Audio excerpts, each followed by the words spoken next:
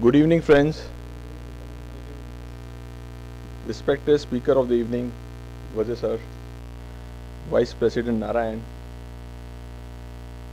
my General Manager Jyoti, past presidents, seniors in the professions and friends, and I'm quite sure now already quite a few would have already logged in live and viewing this live stream across India.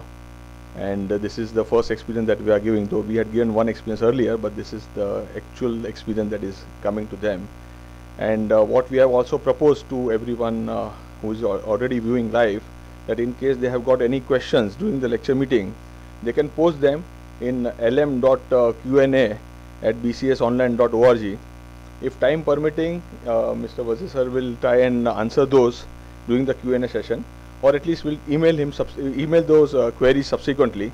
So you may take, I would request everyone who is viewing live through this camera, so to take this also into account. So this is one automation digitization what BCS has done, and as another initiative that we have taken in BCS is the online payment facilities for all the various events. So if you want to buy anything, say all the publication, you want to enroll for any events, or you want to pay your renewal fees, those who have not paid so far, and or become a new member, all you have to do is go into our website. There's an online service tab, click on it, and you are in. And you have to just log in with your email ID, which is registered with the BCS, and your mobile number, and you are in, and you can do all the transactions like you usually do in Amazon or any other online site. So I'm quite sure that everyone will take the benefit of these initiatives, and more people will enjoy being with BCS and all these services will be utilized. So I don't know about India, but definitely the doing business with BCS has become simpler.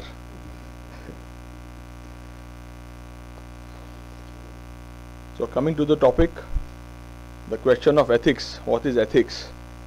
So if you ask yourself, there's a feeling of positive and negative which comes into you. So any action which creates a positive feeling, I would say is ethical, and any action which creates a negative feeling is unethical. It is as simple as that. Even our scriptures will tell us about do's and don'ts, like dharmam chara, satyam vada. So all those are there in our scriptures. There is yam niyam also there. So this is already there. But what is so different as far as this profession is concerned? Why you require code of ethics? Because I would say that yes, as a chartered accountant, we are answerable not only to ourselves, not only to our profession, not only to our institute as our parent body, but also to the stakeholders who rely on our reporting. So there is definitely there has to be a trust embedded, and there's the reason why we have this code of ethics. Mr. Vajay has been an author of this famous column in our journal Ethics and You for many years now, and he has got a very unique style of writing. If you would have read his column, so he usually writes as a samvad between Krishna and Arjun, who is in the midst of the famous Kurukshetra battle, and he wants to leave the battlefield, being afraid that he will kill so many innocent people and whatnot, and he gives all the reasons for leaving.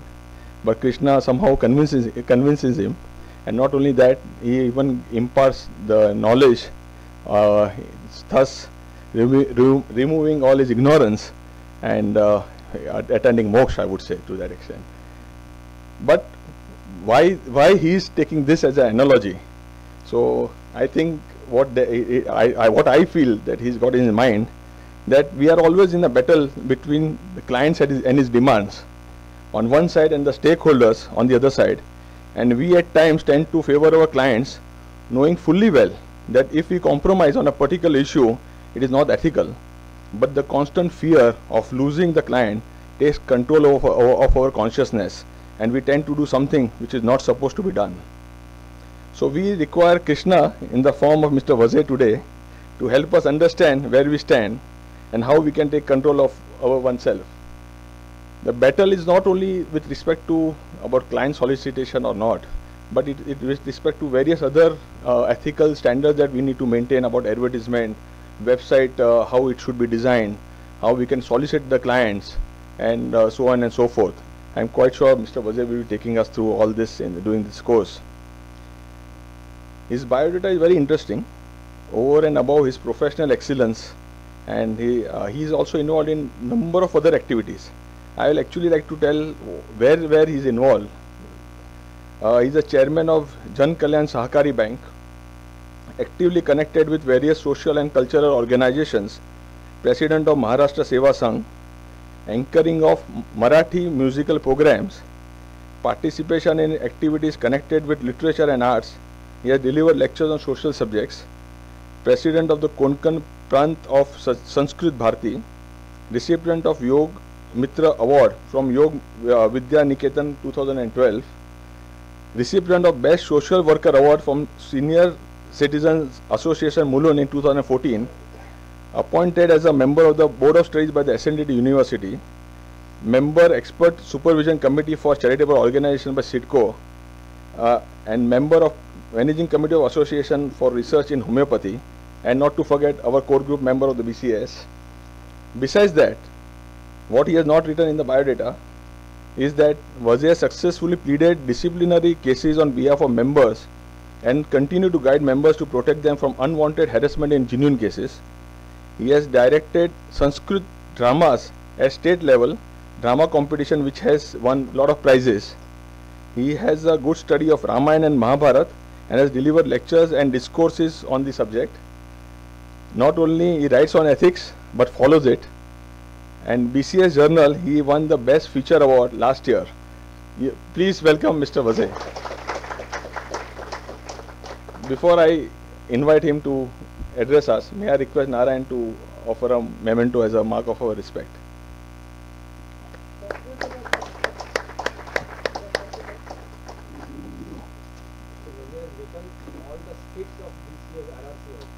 Yeah. Mr. Vazir, please.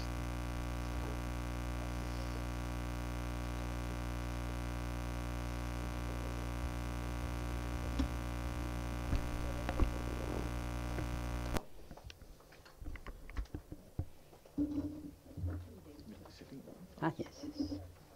She will handle it.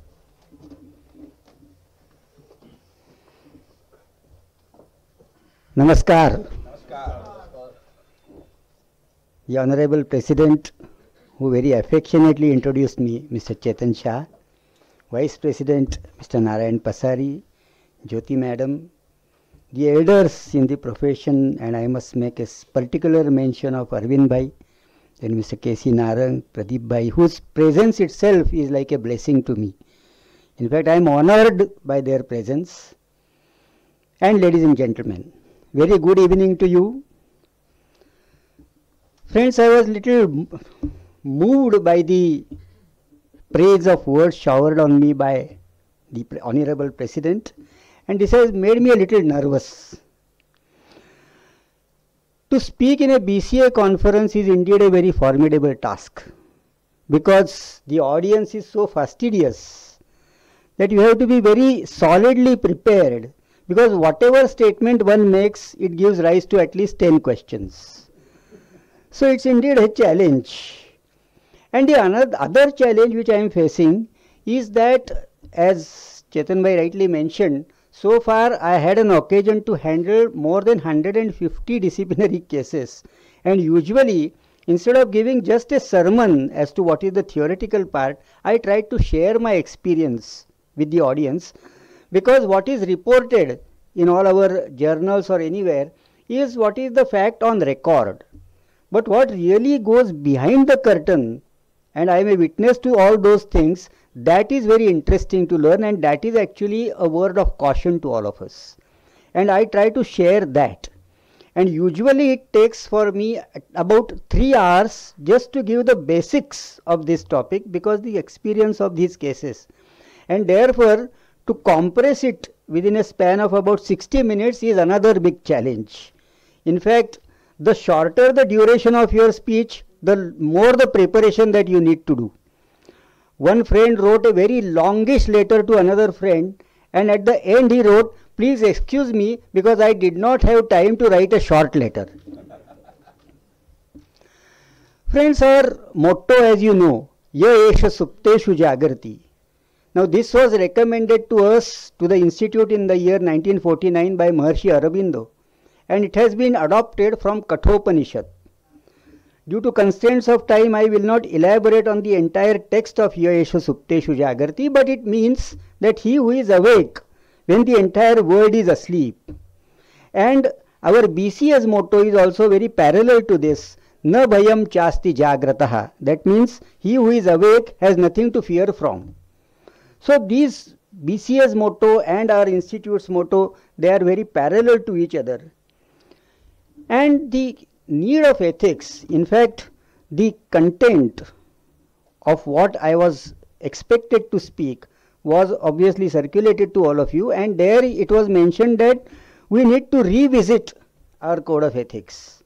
But most of the members here who have passed more than 15 years ago, if they revisit, they will find that the whole nomenclature itself is changed. Previously it was very loosely described, even today, as code of conduct. But friends, in the year 2000 or thereabout, it was the officially nomenclature was changed to code of ethics, and it has an implication in it.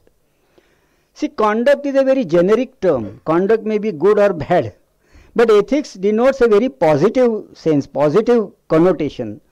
And ethics, the beauty of this is that you are either ethical or unethical. There is no in-between stage. One cannot say, oh, by and large I am ethical. It has no meaning. Either you are, see, there is a difference between a principle and ethic. Principle, that is what I perceive. Principle could be a little subjective. Then you could be rather selective. For example, honesty. Honesty is an ethics. But one may say that no, with all my clients, all my relatives, all other friends, I am very honest. But with the government I may not be honest. This is the usual perception. And when, so that is the difference perhaps.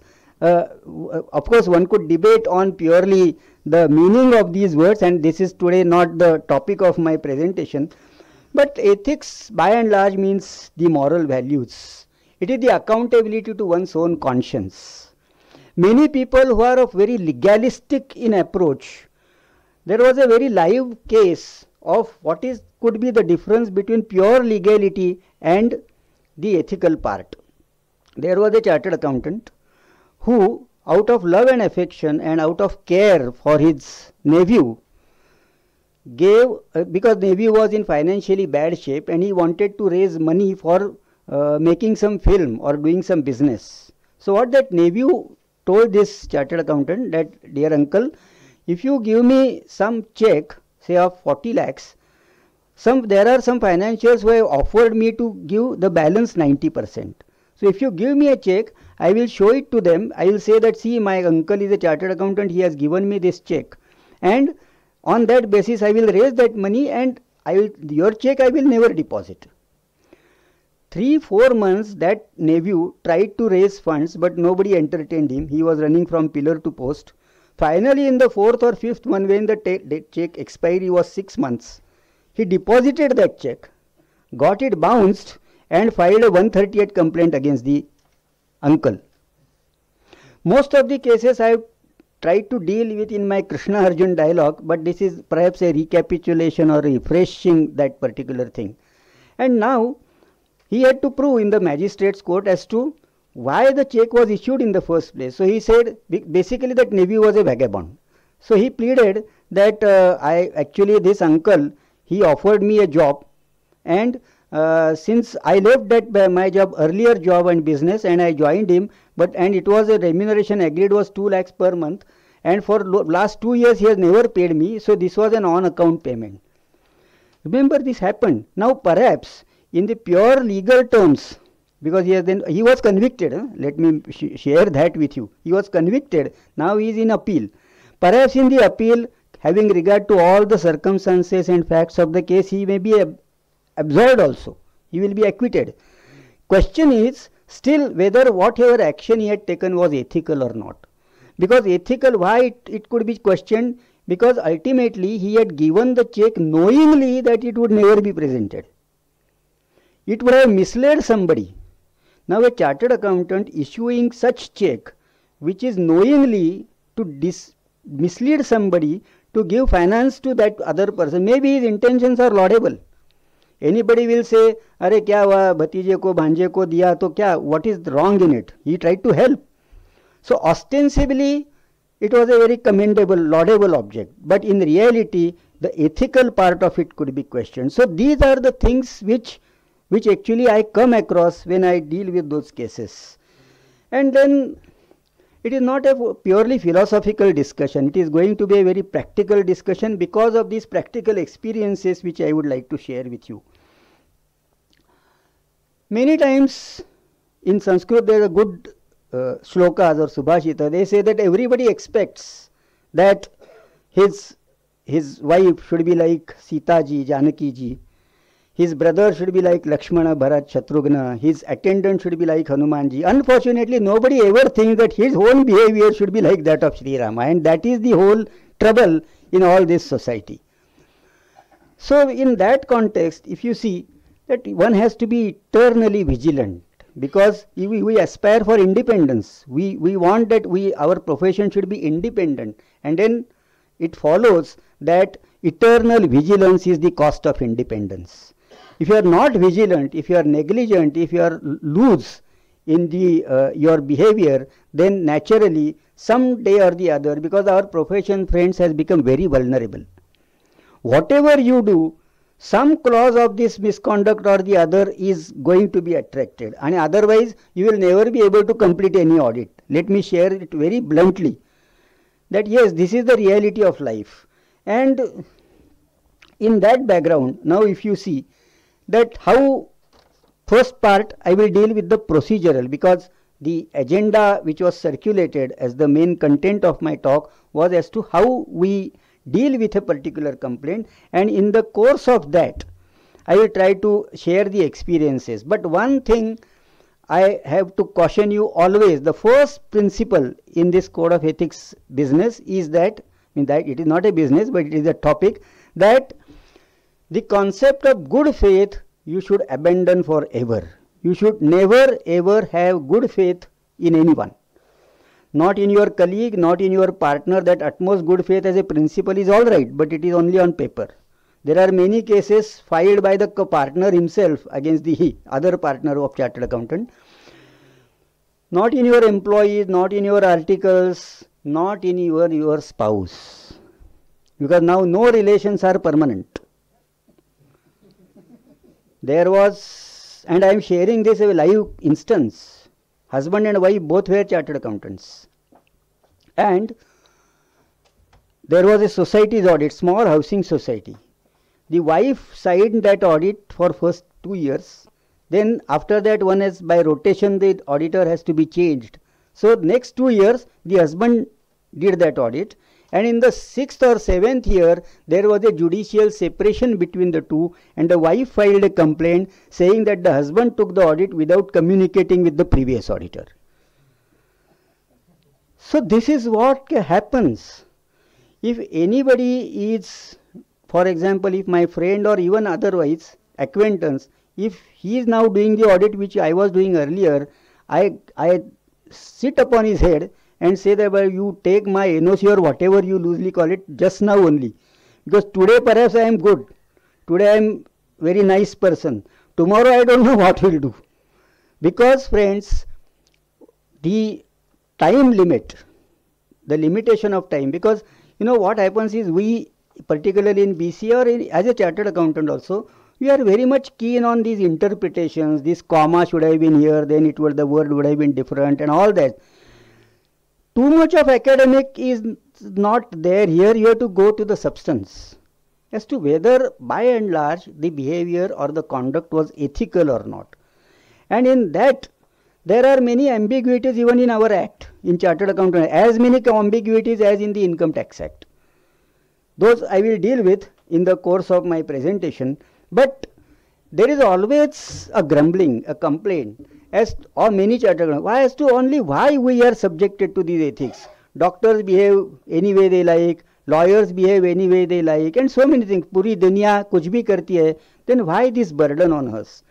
So firstly, we must have a very positive frame of mind on this subject. why we have to behave properly is that we are the intellectual class, we are the leaders in the society.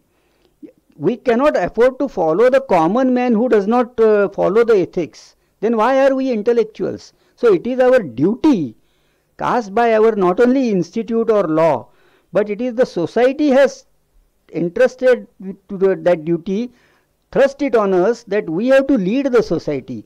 That particular concept quite often is lost sight of. And the society expects, there are complaints to the institute, and perhaps Arvind Bhai would be aware of that, that they say that all your this disciplinary mechanism and everything, they are very mild. You try to protect your chartered accountant members. The proceedings prolong over a very long time.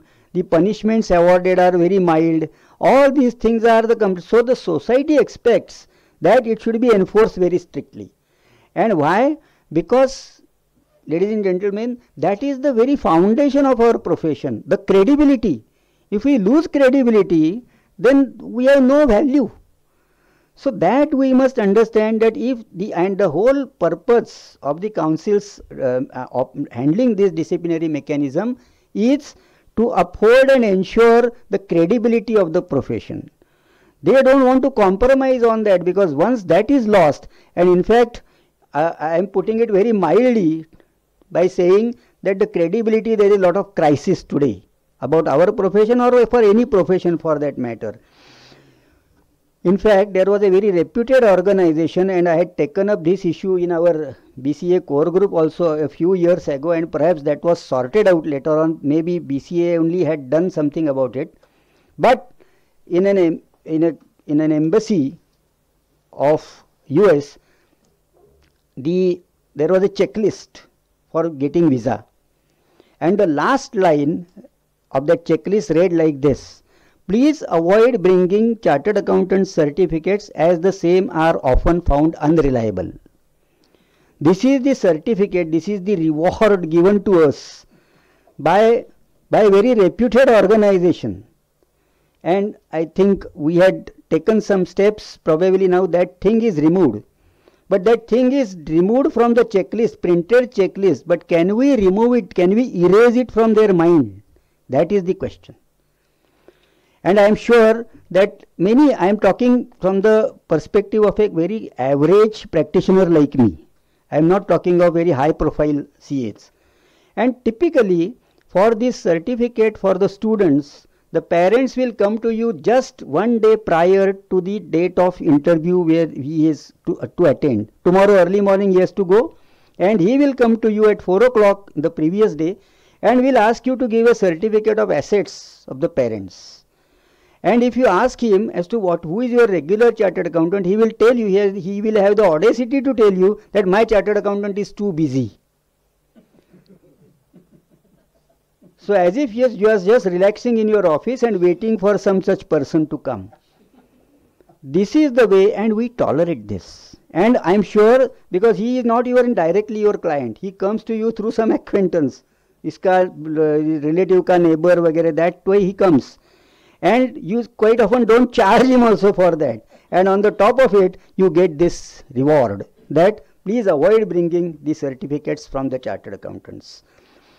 Now friends, as Chetan Bhai mentioned in his introductory part, that this ethics is not something which has fallen from the heaven or something that the parliament or the legislation had actually evolved from their brain. It was already there right since the beginning, in the inception of our human civilization, and particularly in our Indian ancient culture. In Taittiriya Upanishad, when the sages, they used to see off or send off their people, that was the convocation. Convocation means they used to offer some degree, and they used to go to the society back to adopt Grihastha Ashrama, to get married and everything. That time they used to give them 3 messages. Satyam Vada, not that Satyam company, Satyam Vada, that means speak the truth. Dharmam Chara, Dharmam is not the worship, Dharmam is the duty. The duty you have to perform, be duty conscious, And the last line again is very important. Swadhyayan ma pramadaha. That means Swadhyaya means continuous study, self-study. In that you should never commit a default. And that is nothing but our CPE. CPE's continuing professional education is Swadhyayat ma pramadaha.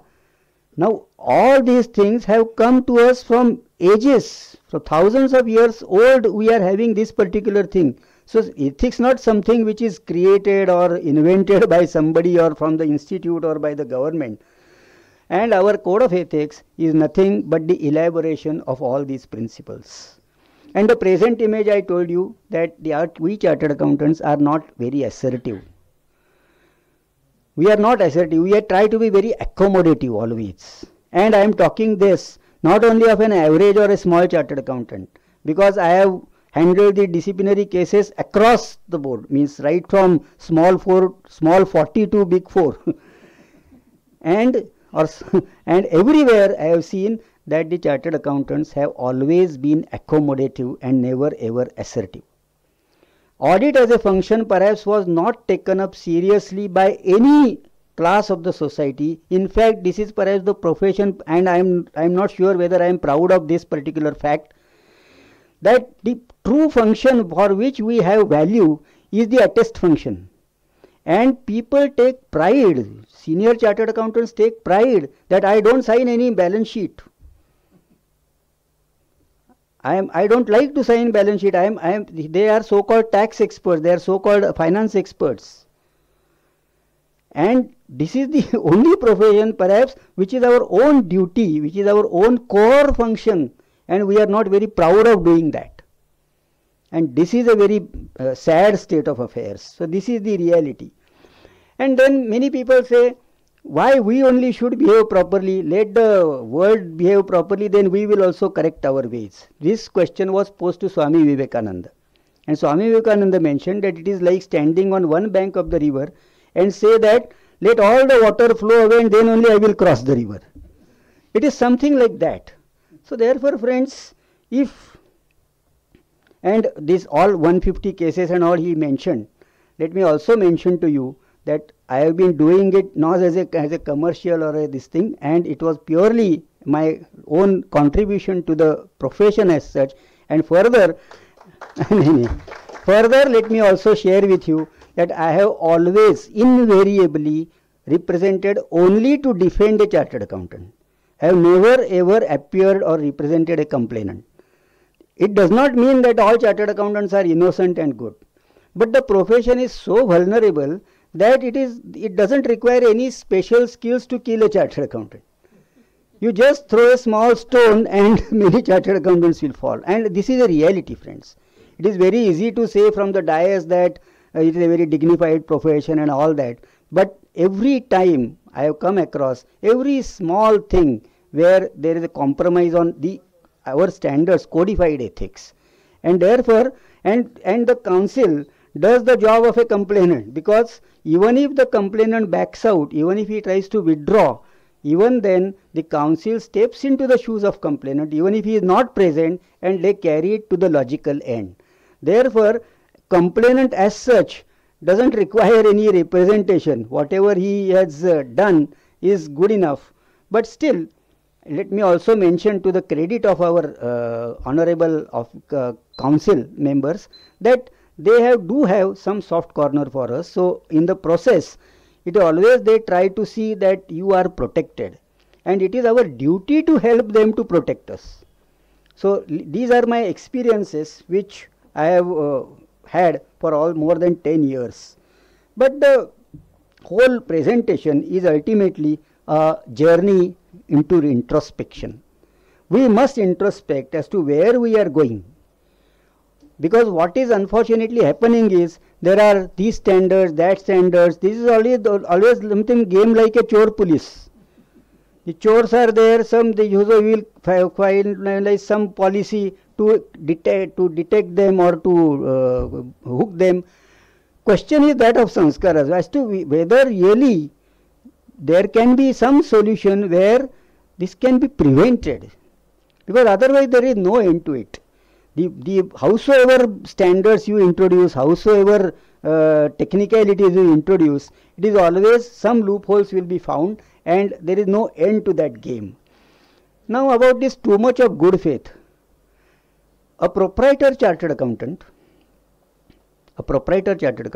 his contemporary friends who had done CA together, 4-partner firm, another, and this person used to sign their tax audit. I am just deliberately using the word sign the tax audit report, because about our clients also sometimes we don't find time to do the tax audit properly. These friends who are there, usually we reciprocate, because it's on a reciprocal basis that मेरा tax audit है तो कोई friend रहेगा, मैं अगर नारायण से request करूँगा तो probably having perhaps an impression that Vijay is an ethical person, perhaps he will sign that balance sheet. But I would caution him not to do so, because in that big, that other firm, 4-partner firm, their total collection in the year 1998 was 3 crore rupees. So it was not at all that very small firm. In that, friends, he signed it, and there was some scrutiny assessment of that firm which they were attending. But they had some friction with the assessing officer, and that lady officer, she saw the cash book, the ledger printout, cash book printout, and there on one particular day there was a cash negative balance of 432 rupees. You can imagine all the gadgetry, all the technology you have at your command, but you never bothered to even apply the basic tests, basic checks. And this happens. I will not blame that proprietor chartered accountant, but this happens, friends. And you are otherwise innocent, but that officer coolly forwarded all these things to the institute, saying that he is a negligent chartered accountant. There are many such instances, many, and I'll deal with them, because my brief. Incidentally, respected Narang Sahib had also sent a few specific points to me, and to the best of my knowledge and ability I will try to very briefly touch upon them. But those points, let me mention that those are of a little higher level, and today my focus is on making you aware on the preliminaries of the disciplinary proceedings. Two things where we are very miserably lacking is the documentation, and two maxims I always try to inculcate among my articles or my colleagues is that, and we are very much aware of first one, work should not only be done but it should be seen that it is done. There we are very much lacking. And the other part is the faintest of ink is stronger than the strongest of memories. Many people say, मैंने उसको 100 बार phone किया, 10 बार message भेजा, but he is not responding. You write to him once and then see the response. We are not documenting. But then I have seen one case of a Big Four where the audit was signed and subsequent 2 months email queries were sent. So there also one has to be very cautious, because, and I am very frank because we are all professional brothers, backdating of signing is an integral part of our profession, is an inevitable part. And in that process, if you sign as of a back date, and then you have to be very cautious and watchful that there are no other contrary mails or any other evidences which are passed on. So these are small things which our people lack, and therefore they come in trouble. And then there is lack of proactiveness, because we always wake up at the 11th hour, and then when we raise queries, the client is always complaining that you are asking me what something had happened 18 months ago. This is a very usual thing. So unfortunately we are not proper and proactive in planning. And second part, friends, now I will deal with one more case of good faith and our mindset. There were two directors, two shareholders, both share. One elder brother was 60%, younger brother was 40% holding. And this very big firm, more than 50-year-old firm, They were doing that company's audit, private limited company's audit, for more than 25 years. And there were good systems in place in that firm. They were doing the job properly. One fine morning, this elder brother, who was the CMD, he came and he said that today is 26th of September. My brother and myself, both of us are flying to UK for some business. So today is 26th, you have done the audit, so I will put my signature. My brother will come because he is busy with his visa and other things, so he will come, and then you let the return be filed. And the return was filed. And after 4 or 5 days, the younger brother refused to sign the balance sheet. And he filed a complaint on 2 counts. One is that the balance sheet was signed only by 1 director, whereas the company law requires that it should be signed by 2 directors. And secondly, the car of the company was registered only in 1 director's name, single person's name. Now we people, we chartered accountants, have so much of obsession with the income tax considerations that about 10 years ago, many chartered accountants did not even believe that there could be any other law that is also operative. Whatever is acceptable in income tax, that is the gospel truth. That is something like Brahma Vakya. Beyond that, there is nothing. And therefore, many people immediately argued, so what? They get depreciation. There are so many decisions, ye High Court, wo High Court. But depreciation in income tax cannot be the criterion for certifying a balance sheet in which the car of that company is not registered in the company's name. Now, this mindset of ours is very dangerous. And it is an eye-opener to many of us, because we never ever bother even to ask as to whether the car is registered, and because some other considerations the car is registered in the individual partner or director's name. And the second misconception there was that many people are under an impression that once 2 directors sign, that's the end of it. Then you don't have to see anything further. That again is a misconception. Why? What is more important, that was under section 215 of the old Companies Act, what is the prime importance, the supreme importance, is the approval of the accounts in the board. The board first approves the accounts, and then they pass a resolution authorizing 2 of them to sign on behalf. Now, since here there were only 2 directors, probably one could say that actually could eliminate or obviate the need of having a separate meeting for that. So it will go on facts and circumstances. But now I will tell you why the complaint was filed, and that is the real eye-opener. That particular director had come to this particular partner of that firm 4 or 5 months ago, requesting him to accommodate his daughter as a dummy article, which this CA had refused. So the whole society is so vindictive. You just can't afford to antagonize anyone. Small things, friends. One very senior chartered accountant, more than 70-year-old chartered accountant, sometimes, Jyoti madam, what happens is I just deviate from this because I have so much to share. and these some stories come out, but these are all actually eye openers, because this will give you some substance or the food for introspection. So there was one proprietary client business, and in the first year there was a loss. The tax audit was signed. In that loss was assessed under 143(3).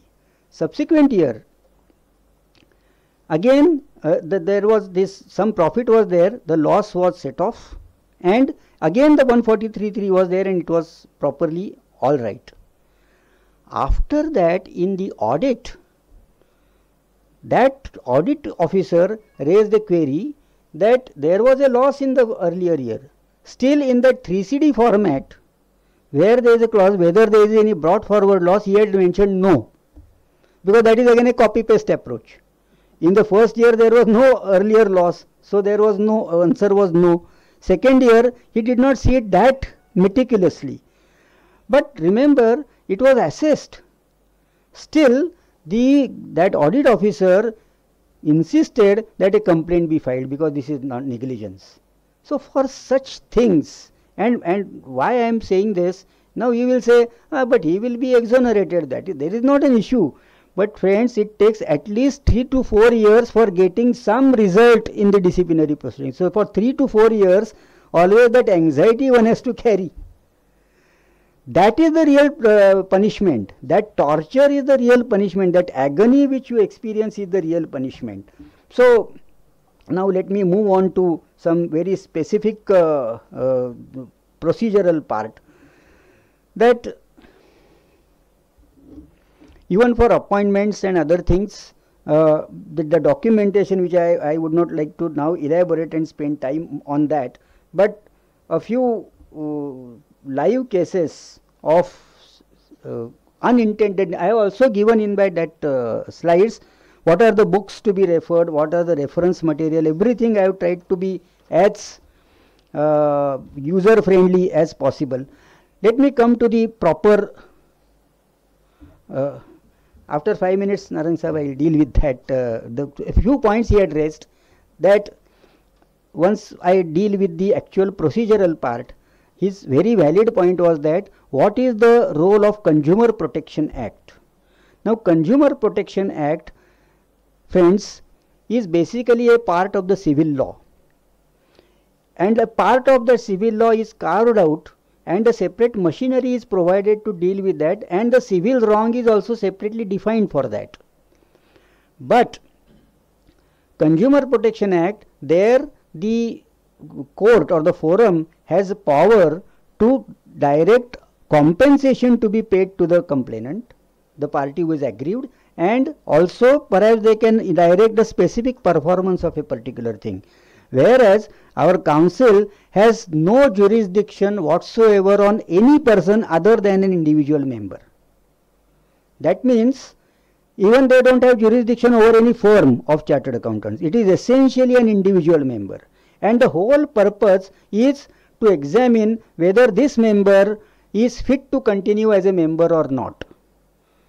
That means it is to uphold the credibility of the profession. They cannot direct any compensation to be paid. They cannot give any redressal to the grievance of the complainant. The thing. So, in the process, the respondent against whom the complaint is filed always suffers, but there is no corresponding gain to the complainant ever, because council does not have power. In fact, this the complainant realizes later on. And in the earlier, because earlier there was 1949 Act, it was very radically amended in the year 2006. So in the 2006 Act, at least now there is permission to withdraw a complaint. Otherwise even that was not permitted. So anyway, that was about the Consumer Protection Act. So yes, to some extent there is a double harassment, double jeopardy is there, but the purposes are different. The other part was that the class action and also that national infra under the Companies Act.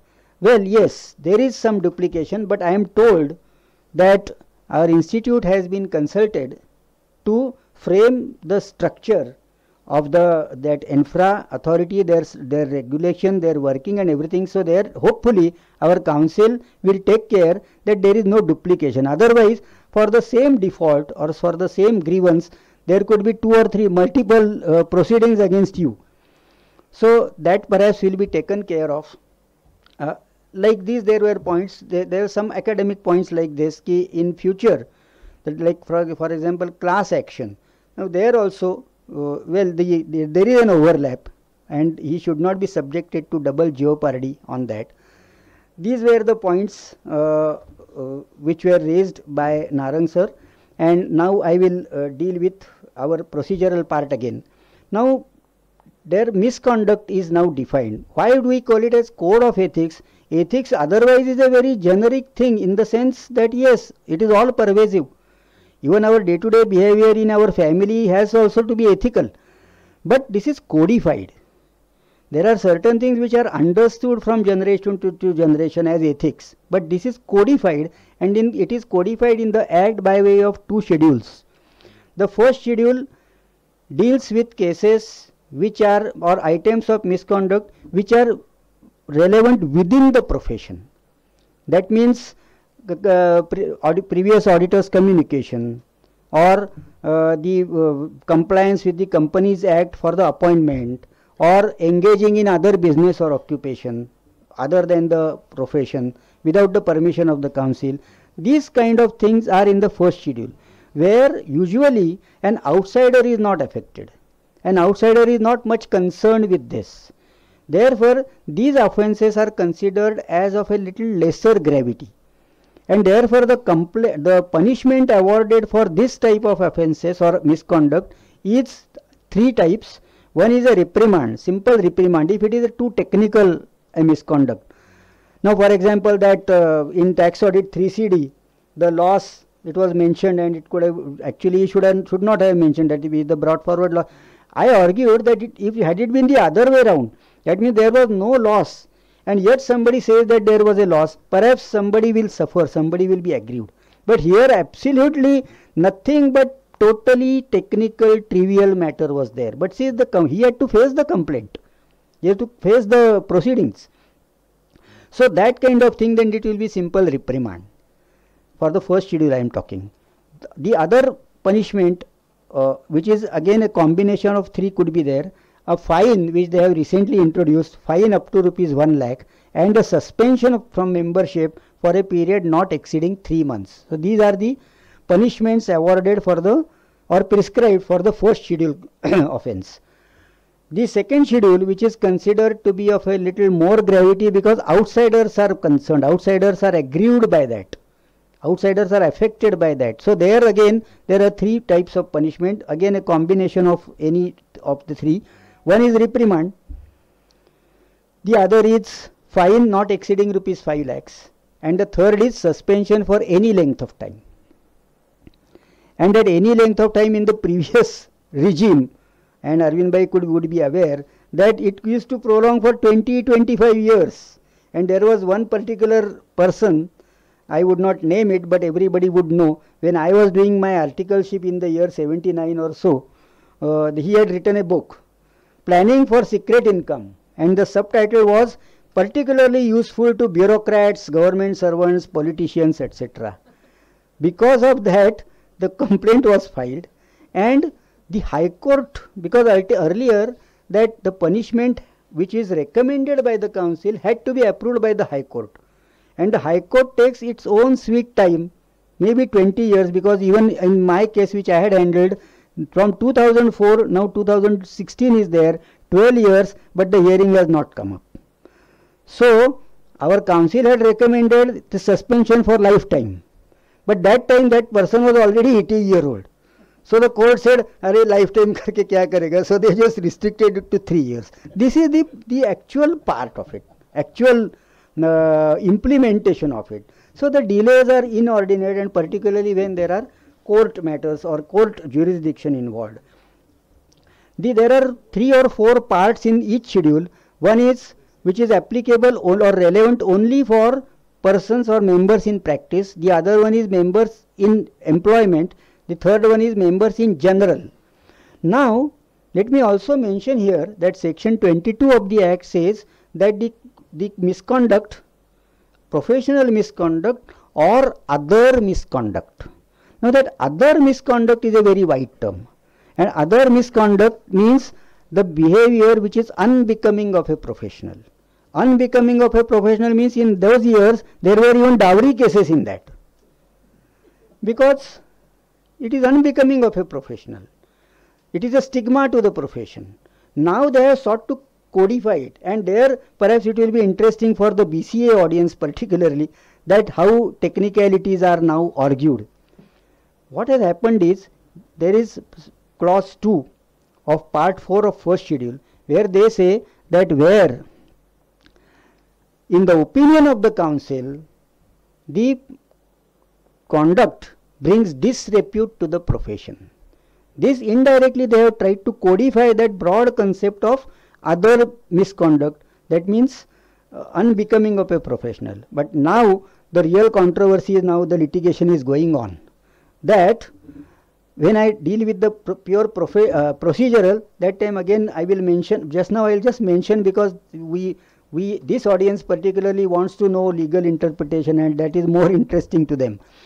Now the jurisdiction of the council as such has been more or less eliminated from all the new act.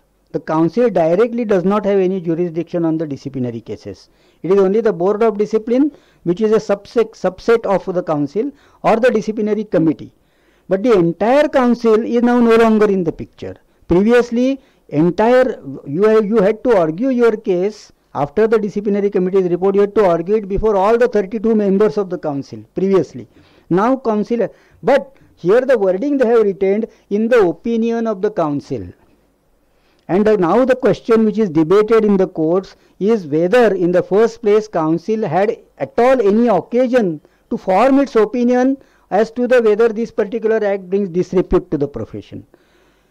Now disrepute to the profession, due to paucity of time, there are many such instances, but unfortunately, and another very valid point which Narang sir had raised was that in that Rico's case, the council has now, or the institute has now proactively initiated the proceedings, and whether his point was that whether they are too proactive, whether it is too premature, and to some extent I agree with him that yes. But friends, what happens is we read newspaper reports about the bribery cases, so and so chartered accountant was caught in that, and immediately on that basis the proceedings are initiated, and the criminal case takes maybe 20 years to get settled. We argue before the disciplinary committee as to how, because suppose he is absolved there, if he is acquitted, then how can you levy or impose a punishment today? Because you cannot undo it. Today suppose you hold him guilty, you cannot undo that part, because you everywhere then the stigma is there, it is published, you will take disciplinary action, punishment, everything. But at the same time the disciplinary committee says we cannot afford to wait indefinitely. Now these are the practical controversies which are presently happening. But as he has rightly mentioned that this is nothing but a little too premature an action. And sometimes the activism of the institute, to sometimes it is very cumbersome for all of us. So this was about other misconduct. Now I will come to the authorities under the Act. Who deals with the complaint? Firstly, let me mention that the complaint or the action is initiated not necessarily on the complaint but also suo motu, on the basis of information. So the initiating part or the point is either the complaint or the information. Now information could be from any source, even the press and everything. There was sometimes how even our friends and well-wishers bring us into trouble. There was in good old days, there was one proviso added to section 139(1), the 1/6 category. And if that any person has even a residential flat here, then he had to file the return. Now one particular chartered accountant who was traveling to some Middle East country, and there he had a friend there, and he said, there is everywhere there is a panic here. There are about hundreds of Indians who are working here, and they are now required to file the return and everything. So there is a panic. Why don't you address them and give them some solace or some explanation or some comfort that this is how it is to be complied with? He said, fair enough. When I am coming there, you can call your friends. Unfortunately, what had happened was that friend, out of his love and affection, he gave a press ad there saying that so and so chartered accountant is coming from India, he is an expert in the non-residents taxation and all, and he will sort out all your doubts and queries. Somebody just took that cutting and sent it to the institute, because our rivals are there, all our friends are very that way too extra affectionate to all of us. Out of jealousy, out of rivalry, everything is happening. And that is the very bad part of our profession. We are not united. I always say that even bhajiwalas and rickshawalas are more united, and they do the collective action. What we do collectively? What we do collectively is only our breaking our head on the academic interpretation. We have never been assertive as a body. And therefore perhaps I wonder how much respectability we have. Sometimes I get very much skeptical about our too much of academics, that let us be more active and let us have some say that no, we put our foot down and we will not accept this. Unfortunate part is that our bread and butter depends on the laws. If the government does not make that law, then ultimately we will be jobless. So that is why we cannot be too assertive also. So this is the other part of it. Anyway, firstly there is a disciplinary directorate. There is a director discipline. If you have to file a complaint, there is a prescribed form called Form I. There are only 5 items in the form. It is very simple.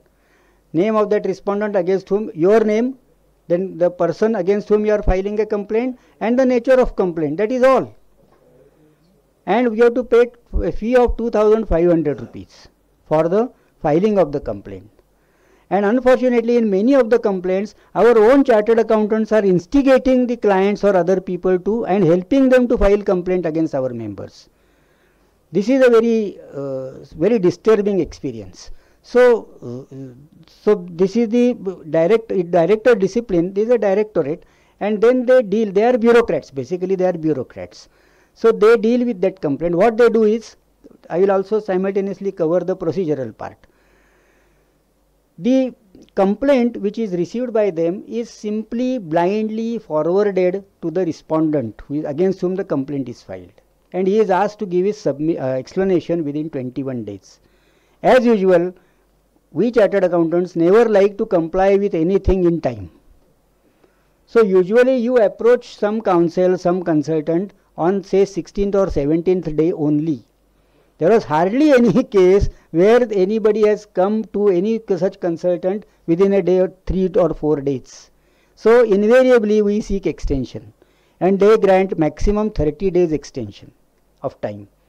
And we have all those reasons. We are busy in the returns, we are busy in time barring, all those things. I was mentioning about time barring. Very interesting. Because we have that legal so time limit, time barring, are our very favorite words, because in income tax there is a blanket time bar. Here there is a time bar of 7 years. But how it is worded?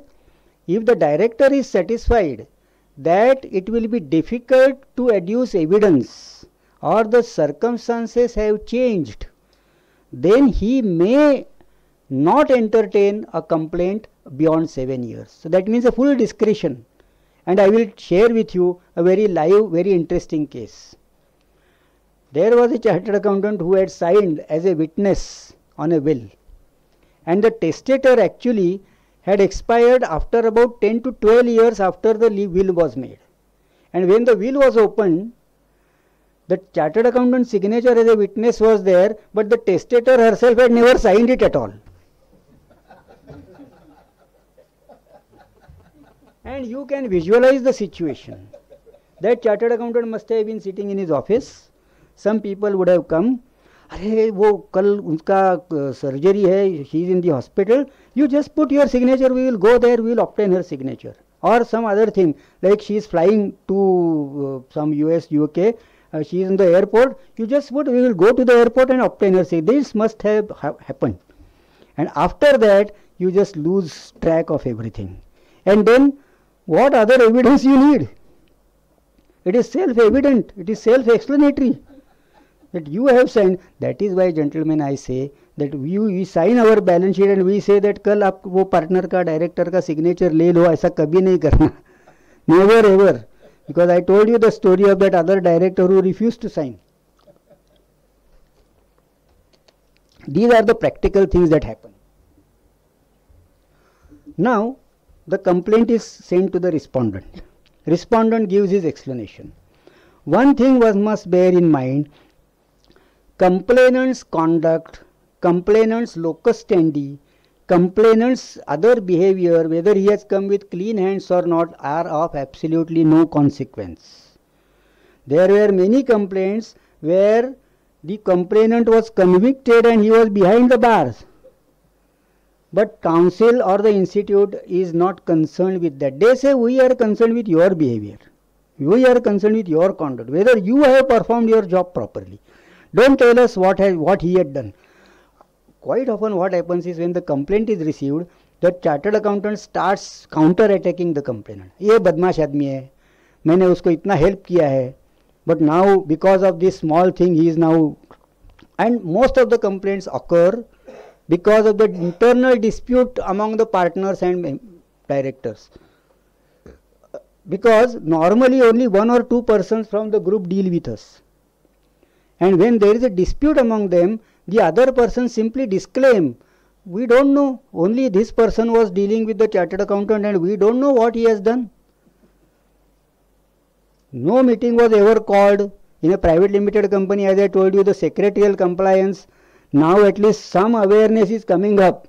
But say about 10 years ago, company secretarial compliance and all, it was all foreign to us, something like that. We are never bothered.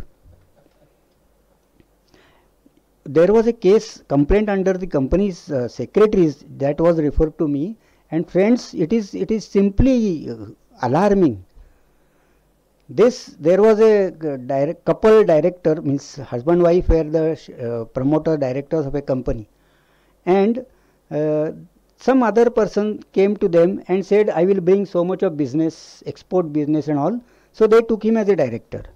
But for about 2 years, nothing happened, and they spent too much amount on him, and then they wanted to get rid of him.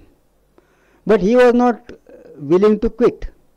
One fine morning, that husband of that directors, he rang this company secretary and said, Arey Baba, ultimately he has given his resignation. Please come down and just upload that form. Let me get rid of him once and for all. It is a big relief. He came. He uploaded the form. And now there is a complaint by that other director saying that this is not my signature at all.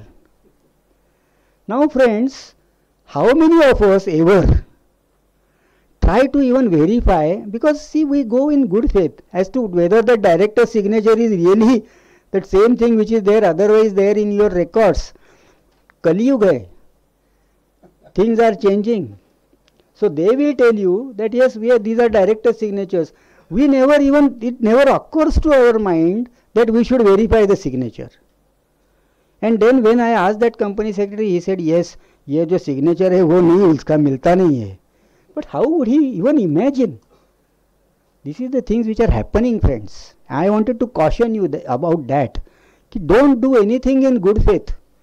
Everything you try to verify, then everybody then will say, oh, there is no end to it. हम करेंगे क्या, कैसे करेंगे? But yes, this is the things which are happening. I must share what is happening. What you have to do, how you react, I leave it to you. But it is really disturbing. Now, the complaint goes to the respondent. Respondent sends the explanation. Again, the council or the directorate does only the postman's job. They take this respondent's explanation and send back to the complainant. This is his explanation. What you have to say. The complainant then only sends a rejoinder that whether he agrees with the explanation or not. That is what he does. So the explanation goes, rejoinder goes, and that rejoinder does not come to you. So a respondent does not have a second inning. And the respondent, that is why I advise the people that don't spend time and energy in counter-attacking the complainant. Tell your facts very plainly and frankly. What are your merits? What is the positive part of your work? That you have to highlight. And there is a method. One has to reply very methodically. And don't go to legalistic things. See, previously what used to happen, and Arvind Bhai would be a witness to that previously out of shyness or out of some other complex, chartered accountants would engage a lawyer to deal with it, because probably they would not like that his problems are shared by some other chartered, with some other chartered. That could be any psychological thing. And the lawyers used to be, very too technical. Yes, iska signature nahi hai, ye 14 days mein aana chahiye tha, notice wo nahi aaya. See, these don't matter there. It is not income tax proceeding that you have to send your notice within 30 days, because they go to the substance. But whether there is a real misconduct, suppose they give you 30 days time, and I have seen cases where the actual reply was sent after 6 months. The council doesn't reject it. Remember that they are the very sensible people in that sense, that they say that okay, 6 months is, but what he has written, that content is more important, the substance is more important. Please do away with that typical idea of, income tax, whether it is in time, whether it is time barred, whether it is properly signed. These are not really the things that matter in our proceedings. In our proceedings, what is the substance?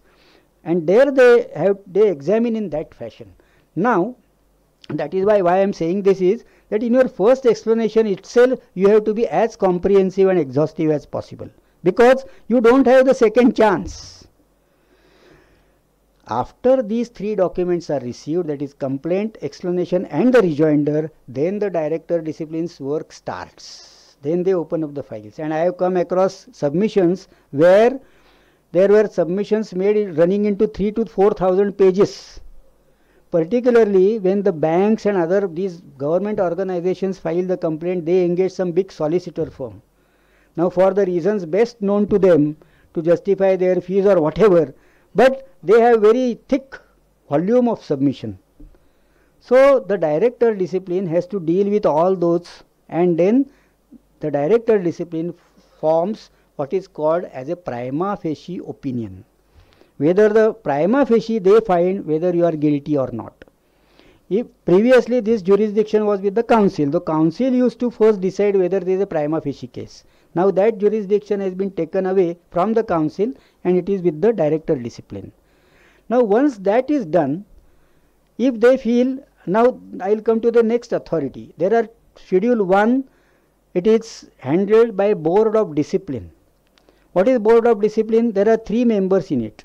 One is the president, which is not necessarily a council member. Under the act it says any person of eminence who is well versed with knowledge of law, accountancy, finance, everything, and business. But by tradition, of course, our president or vice president would be the presiding officer of that Board of Discipline. Secondly, any member of the council to be elected, so he will be the second member, and the third is government nominee. So these 3 members constitute the Board of Discipline. First schedule offences are handled by Board of Discipline. Now Board of Discipline has to concur or disagree with the prima facie opinion of the director. So director's opinion could be that he is not prima facie guilty. Still the board will say, no, your decision is wrong. He is prima facie guilty, we must inquire. Or it could be the other way around. So they may concur also. So if that is the jurisdiction given to the Board of Discipline. This is for Schedule 1 offences or Schedule 1 items. The other committee is disciplinary committee. Now in the disciplinary committee there are 5 members. 5 members means the president or the vice president, our council's president or vice president, then 2 members of the council and 2 government nominees. This is the constitution of the disciplinary committee. Now the difference is disciplinary committee deals with the second schedule offence or second schedule misconduct. And in the first schedule, the Board of Discipline, of course the quorum is of 2, but government's nominee's presence is not a must. For obvious reasons that government nominee is usually concerned where government's interest or public interest is adversely affected. The one items which are within your profession, previous auditor ko communicate nahi kiya, or they had not obtained permission to do any other business, all that they are not much bothered. It is your own internal matter. That is why they are not very serious about it. But the second committee, disciplinary committee, under the law, the presence of government nominee is a must. Without that there is no quorum. So this is the importance now attached to that particular aspect. And in the first Board of Discipline, usually it is done in a summary manner, the proceedings. But this is the next step. Now if you are not prima facie held guilty, a good letter comes to you that it has been examined, the Board of Discipline has concurred with the view of the Director Discipline that you are not prima facie guilty and therefore your file is closed. So that is a point of celebration. And there are chartered accountants friends, sometimes I am very sorry to say that I had done it most of the things really as a social work, but then they are not even bothered to inform me about it. And this could be the experience of many of us. And actually it is their life at stake. and it takes 4 or 5 years to actually get that result. Anyway, these are the life is like that, and I have never done it for any such reward or a fruit. It is Nishkama Karma Yoga has to be done. But if you are found prima facie guilty, remember another interesting thing. If your director discipline feels that you are not prima facie guilty, then whether it is a first schedule or second schedule offence, it has to be referred only to the Board of Discipline. Board of Discipline says for either of the schedules whether you are prima facie guilty or not. After the prima facie opinion is formed by the director, whether to concur it either on first schedule or second schedule, it is. And in that slide number 18, there is a typographical error. If once that is circulated, it is the very first line. It is referred only to the BOD and not to the DC. It is in the next slide. Sometimes I am jumping because I have to cover many things. Now, so once you are held prima facie guilty, then they will write to you that in due course of time we will hear your side, or there will be a hearing. Now the hearing is fixed normally where the respondent is situated.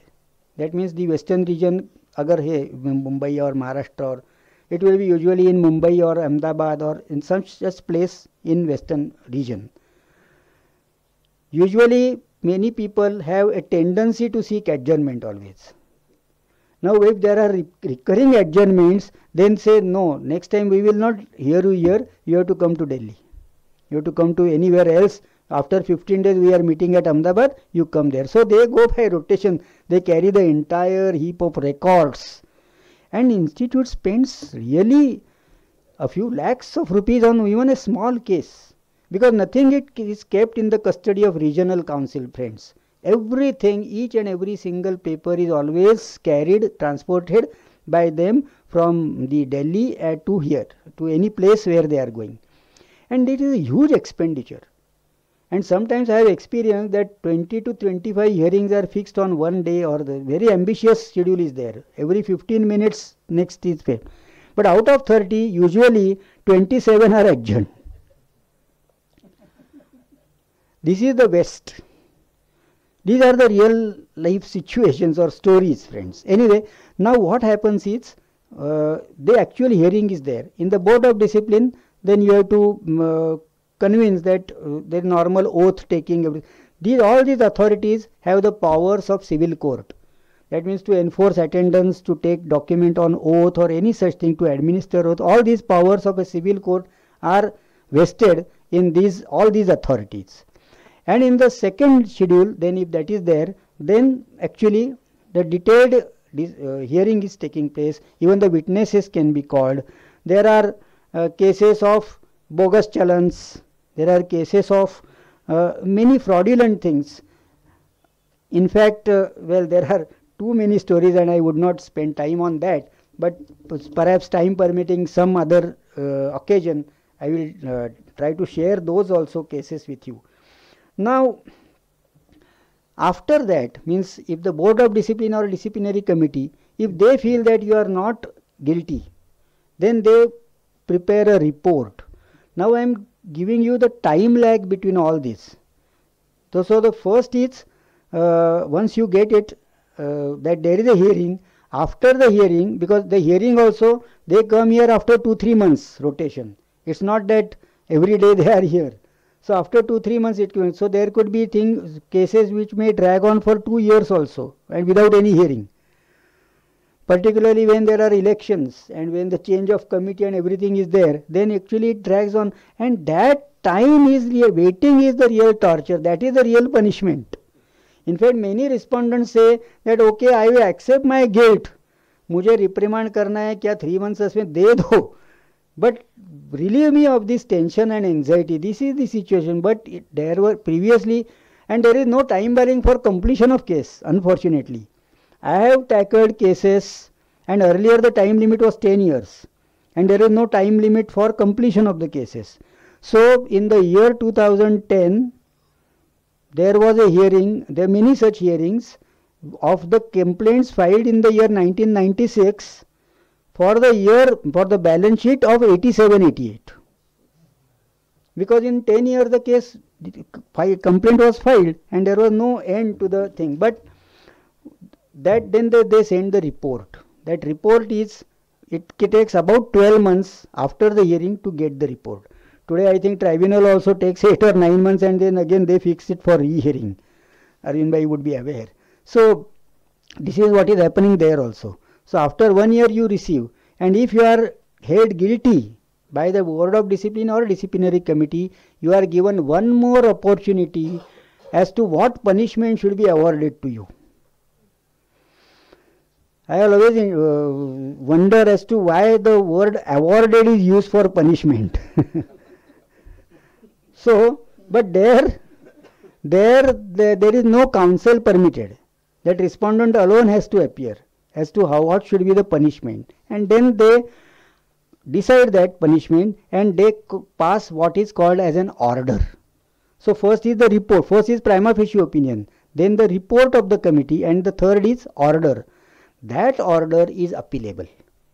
That order is appealable to the appellate authority, which is under the own of this act itself. And how it is that appellate authority constituted? There are 5 members. 5 members. It is presided over by a High Court judge, either sitting judge or who has been a High Court judge. That is the presiding officer.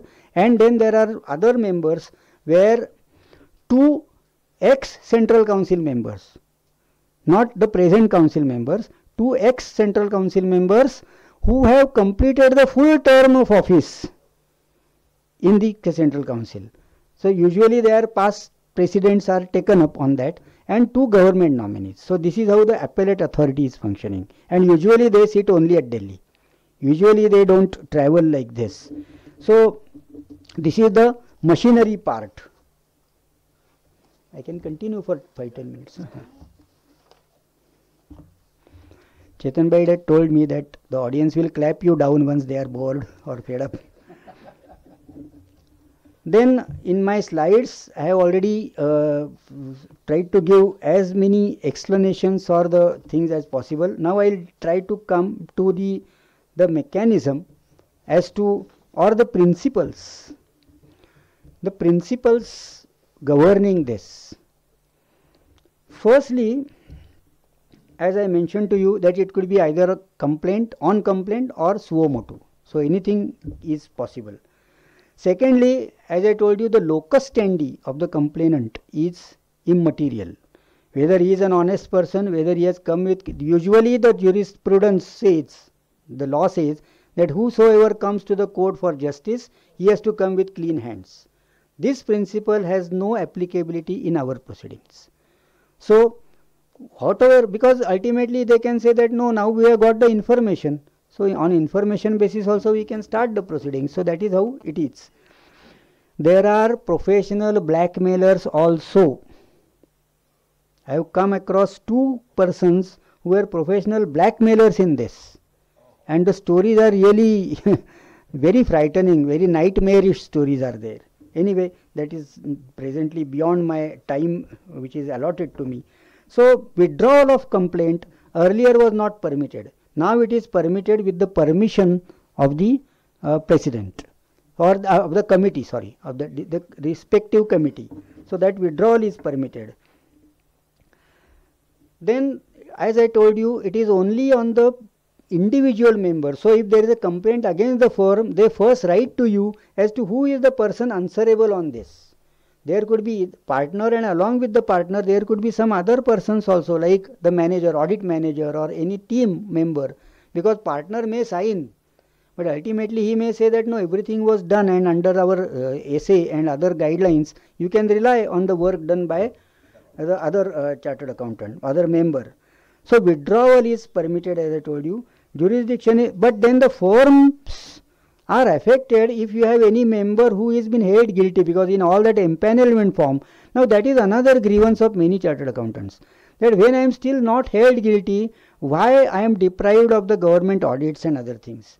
Now let me mention to you that not allotting the audit is not our council's rule. It is the prerogative of the respective authorities like RBI or CNAG, that they get the information whether any of the member is against whom proceedings are on.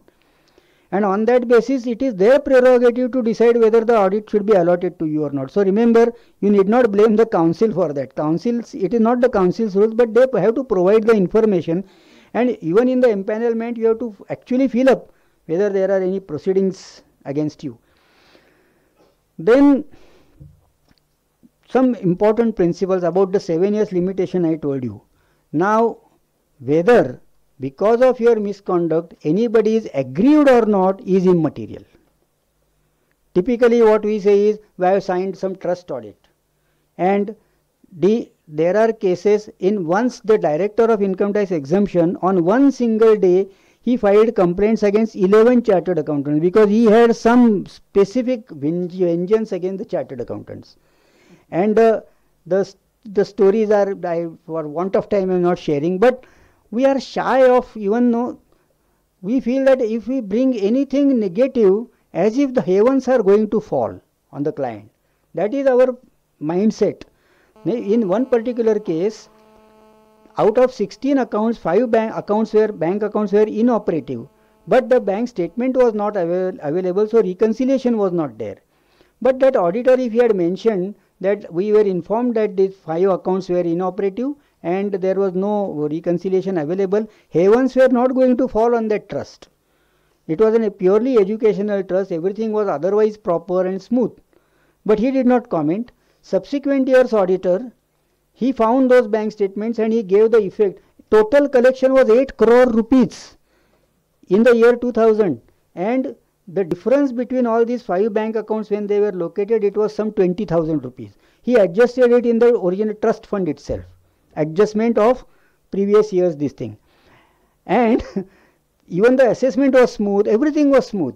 In the ATG renewal, the director asked the assessing officer to examine the accounts and he found that this was the situation. So he asked, what is this? And why you have not commented on this in your audit report?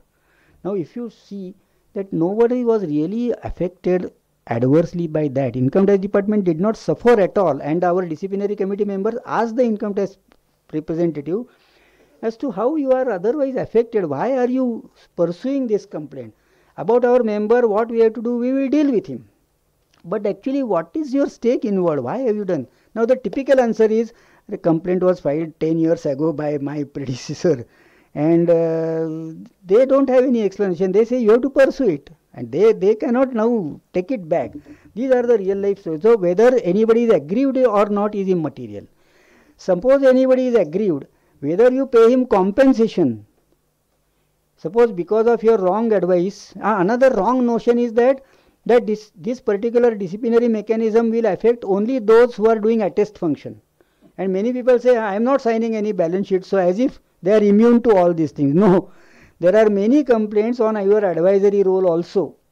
So in advisory role, suppose because of your wrong advice somebody had to pay tax, interest, penalty, and if you go to him and say, Baba, take your tax, take your interest, penalty, and on the top of it I will give you this compensation. But friends, you cannot undo what has been done. So if it is a misconduct, by itself, on a standalone basis, whether you have done it right or wrong. That is why the revised balance sheet guidelines, our institute says ki even if you may have revised, for that indirectly it means that your earlier balance sheet which you have signed was wrong, unless you prove that no, there were circumstances because of which there was a need, imperative need to revise it. Then only you can revise. But merely because you have come across an error and now you revise it, that by implication means your first balance sheet was negligently signed, and you cannot undo what has been done. So this is next principle. Whether anybody is aggrieved or not, yes, that I mentioned to you. Time, there is no time limit for disposal.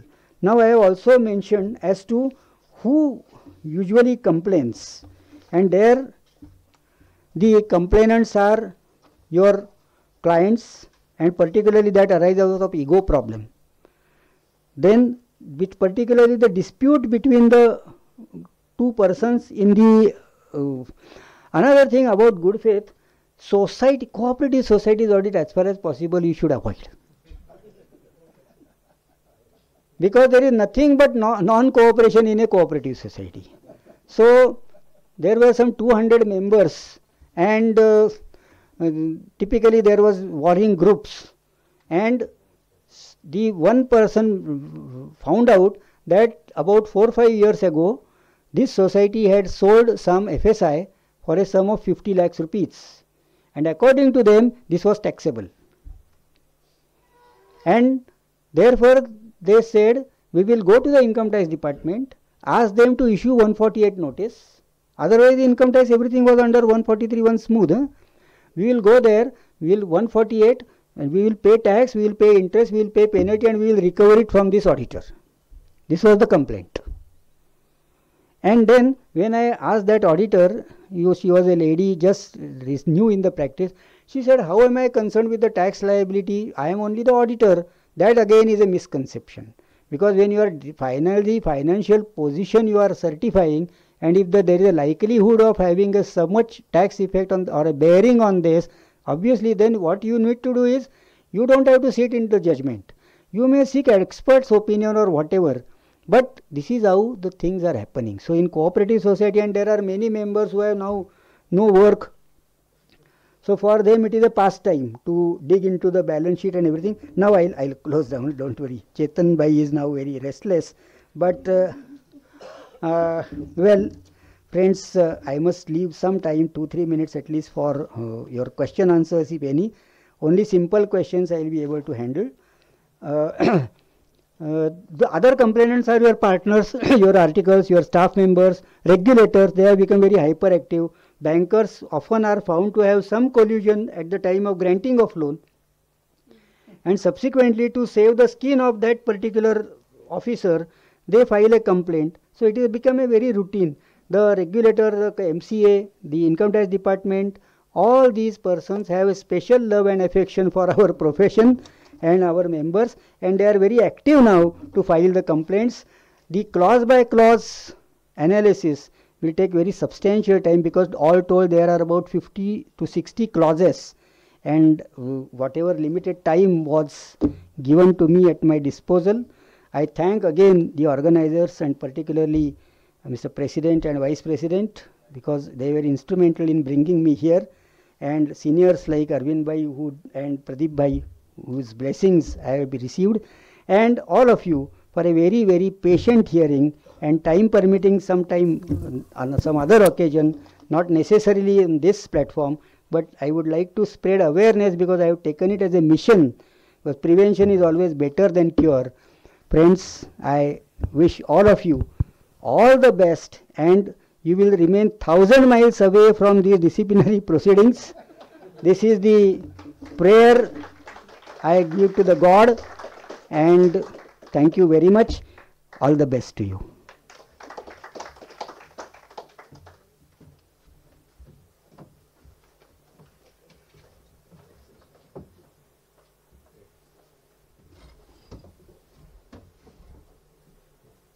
We can have 2-3 questions from the floor.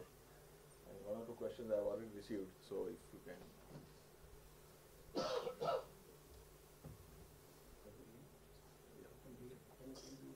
No, it's anyone from the floor wants to ask anything? Yeah, please. Yeah. The complaint can be filed within a period of 10 years from that act. 7 years now. So we are having difficulty in maintaining all the records of so many years. So prior to 7 years, we can destroy all the audit balance sheet which we have signed, the audit reports. Only the misconduct should not be so obvious, as I mentioned to you about that bill or the balance sheet. In the balance sheet itself, your totals are not tallying. Only where getting evidence is difficult. Okay. Only in that is the discretion of the director. But then otherwise, Yes, we can convince them that yes, now after 7 years prior to, we can destroy 7 it. years from the date of occurrence of the event, that means the date of signing of the balance sheet, not the end of the financial year. Okay. So because the complaint against the event is signing of the balance sheet. Okay. Thank you. But it is, as I told you, on the facts and circumstances of the case.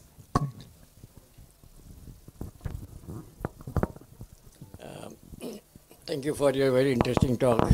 Has the President right to drop the complaint if the complaint received is totally frivolous, not in compliance with any schedule.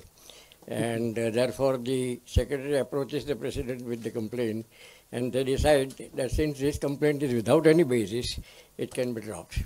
To the best of my knowledge, they have to undergo all that rigmarole of prime. But then at the most, he will direct the prima facie directorate himself that you hold him not prima facie guilty, but the other ordeal has to be undergone. To the best of my knowledge, there is no direct shortcut method, because it could be misused also sometimes. No, in my opinion, there is a possibility of such complaint which is totally frivolous being dropped by the president in consultation with the secretary, and that had happened actually in our time. But because if the complainant asks for any, now they are giving RTI also as to what is the thing, why the procedure is not followed. Those things could happen. Right. Previously it was the council's prerogative, no? So in the council anybody could take a decision on their own. Now... Yeah, but the complaint does not comply with any of the requirements. So several requirements which you mentioned, any of them. Possible, but I have not come, because they might be abortive at that stage itself, but I have not come across such a situation. The query in writing, probably that is somewhere conducted with the KYC norms. Let me mention to you that the KYC norms are still only recommendatory. But after reading it in detail, perhaps I can send an answer. But today they are recommendatory, and that it was passed on 13th of July 2011 by the council about the KYC norms. But still they are not mandatory. Therefore, there could not be perhaps any misconduct proceedings on that, but let me go through the entire query and I will show. Sir, what is your view on this Narendra Modi government trying to strip the powers of the institute, and how do we go forward on this? Very delicate question. But well, yes, of course our institutes, all the three institutes will be consulted on that, just as I mentioned to you that even on infra functioning, they are being consulted, because if it is totally left to bureaucrats, then we will have a nightmare, we will have a very tough time. So there will be some, balancing of the things. Perhaps in that authority or the panel, perhaps some representative of the council also should be taken. And I don't think any government can afford to go to the other extreme, eliminating the power. And very frankly, there are certain things, particularly Schedule 1 offences, where particularly the other part, government, bureaucracy and all, they are not that way concerned. Therefore, our jurisdiction or some representation of the council on that particular panel, they will ensure so that at least there will be some mitigation of, but yes, otherwise, yes, your apprehension is valid that the bureaucrats can, day in, day out we are experiencing that. Yes. Yeah, so I'm quite sure he has got many more things to share and many more experiences to share. But now I can request only Jyoti to propose a well-deserved vote of thanks and make a few announcements.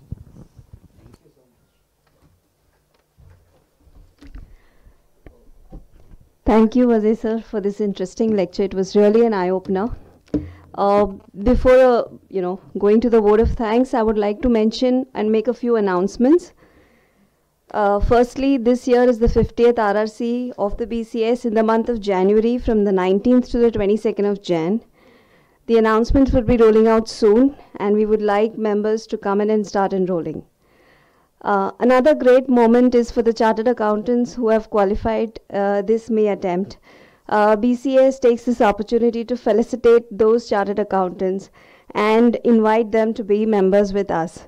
The mailers have gone out, and we would request all of you to suggest and recommend people or articles who have cleared from your firm to join us and be a member of with us to enrich for the profession. A few announcements. We have a lecture meeting on the 22nd of August by Amarjit Chopra on the development of accounting standards and the IGAP under India's practical issues. On the 19th of August, we have a lecture meeting which is jointly by BCS Foundation, Dharma Bharati Mission and PCGT on late Narayan Barma, in the memory of late Narayan Barma, by Speaker Aruna Roy, who is a social activist. Further, we've got a workshop on permanent establishment on the 5th of August. On NBFC, that's tomorrow, on the 4th of August. There's a blood donation drive this month on the 27th of August.